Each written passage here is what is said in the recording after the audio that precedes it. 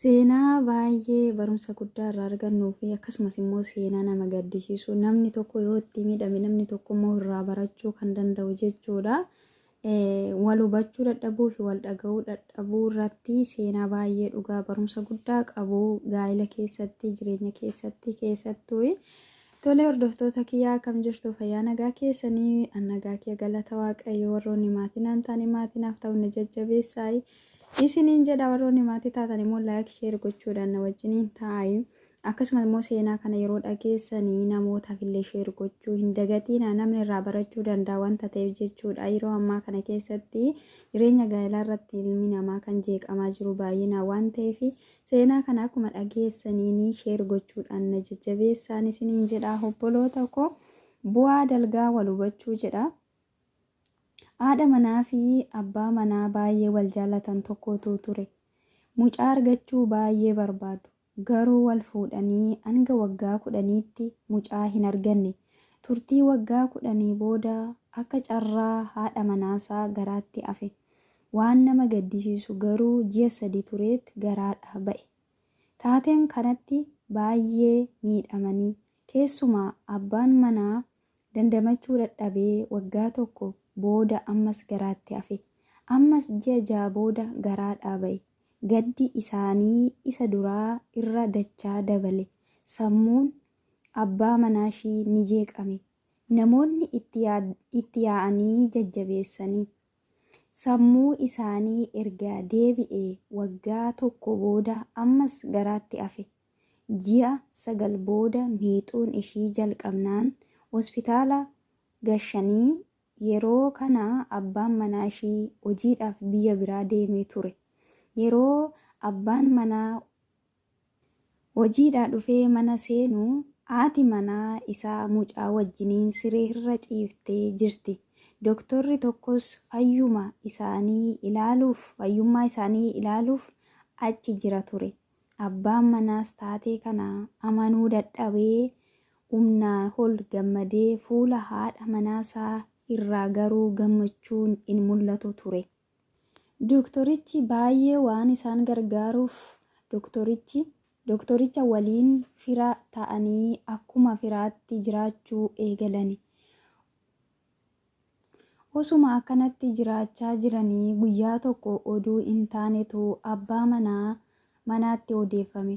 Oduun kunis haati manaa kee fi dooktoriin kunii waliin jiraatu kan jedhu ture. Dhugumayyuu haati manaasaa dooktoricha baay'ee jaallatti. Garuu jaalala obbolummaa fi gaarummaa inni isaaniif oole irraa kan ka'e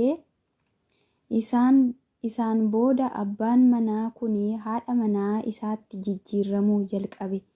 Manni isaanii mana jaalalaa ta'uunsaa hafeet dirree lolaa ta'e. Guyyaa tokko miiruma kana keessa otoo jiranii mucicha fuudhee mana yaalatti geessee kan isaa ta'uu fi dhiisuu isaa gaafa ilaalchisu mucaan kansaa akka hin taane itti himame. Wanti jedhame dhugaa ta'uunsaa erga mirkaneeffatee hariiroo dooktoricha waliin qabdu akka ishiin dhaabdu itti hime. Ishiinis waan inni ishii hubachuu hin dandeenyeef tole jette. Guyyaa tokko dooktorichii fi haati manaa isaa otoo dhaabbatanii haasa'anii argee bira darbe. Manatti galee yeroo ishiin galtus harka aariitiin rukutee ishiinis ni duute.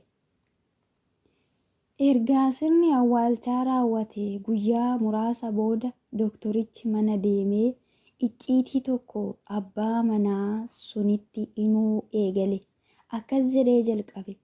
Hariiroo anaa fi haadha manaa kee gidduu jiranuun sitti himuufan dhufe. Ciniinsuun ishii jalqabnaan da'umsaaf hospitaala fidani. Anis baay'ee ishii gargaaree gaafa deessu garuu mucichi du'aa ta'uunsaa gaafa bartu ofan ajjeesa. Sababni isaa abbaan manaa koo kana dhageenyaan of ajjeesa waan ta'eef inni duunaan anis hin jiraadhu jette. Anis baay'ee waanan gaddeef akka abbaan manaa kee of hin ajjeefneef tooftaa tokkoon siifuumaa of hin ajjeesin jedheen itti hime. Ishiinis maalidha naan jette. Anis deebiseen haati manaan koo erga deessee reefu guyyaa 2 guutti. Nuti ijoollee baay'ee qabna. Mucaan araasii kana akka kan keetti siif kenninaa? Ati fudhadhu gali. Abbaan manaa kee baay'ee jaallattu dhabuurraa mucaa keenya siif kennuu wayya jedheen. Haadha manaa koo amansiiseen mucaa koo haadha manaa keetti kenneef. Egaa mana keetti deddeebi'aa kanan tureef jaalala haadha manaa keetiif osoo hin taane jaalala mucaa kootiif jedheen itti hime. Namichis gadda suukanneessaa fi keessaa ba'uu hin dandeenye keessa galee hafe. Kun bu'aa wal hubachuu dadhabuuti. Jaalala dhugaa of keessaa qabaadhu. Jaalalli dhugaan ni hubataa. Aqinuu dhimmaadha kan jecha kana barreesse jechuudha. Dhugaa dubbachuu fi seenaan kun baay'ee tokko barumsa guddaa of keessaa qaba jechuudha. Akkasumatti asoosama ta'eetu dubbifamee bira darba otoo hin taane barumsa guddaa, barumsa baay'ee cimaa of keessaa qaba dhugaa dubbachuudhaaf. Yeroo baay'ee warroota dhiiras ta'e warroota shamarranii wantoota tokko gaafa dhageenye fi gaafa namni akkas nuun jedhe yookaan immoo shakkii gaafa jalqabne dafnee murtoo murteessina jechuudha. Akka sanittiin abbaan manaa ishee gaafa doktora isa wajjiniin waliin argu dhugumatti hariiroon namni jedhe sun yookaan immoo hariiroon namni wajjiniin qabu jedhanii haasaan suni dhugaadha jedhee waan shakkee fi haadha manaasaa sana reebee akka sanittiin ajjeesee jechuudha. Garuu as deebi'ee gaafa doktorri kuni wanta isaan gidduu jiru icciitiin inni achitti deddeebi'aa turee fi gaarummaa inni isaaniif godhe gaafa deebi'ee dhaga'u gadda sana keessaas ba'uus hin danda'u. Ishiinis duutee jirti sababa ta'eef du'a sana keessaa ka'uu hin dandeessu.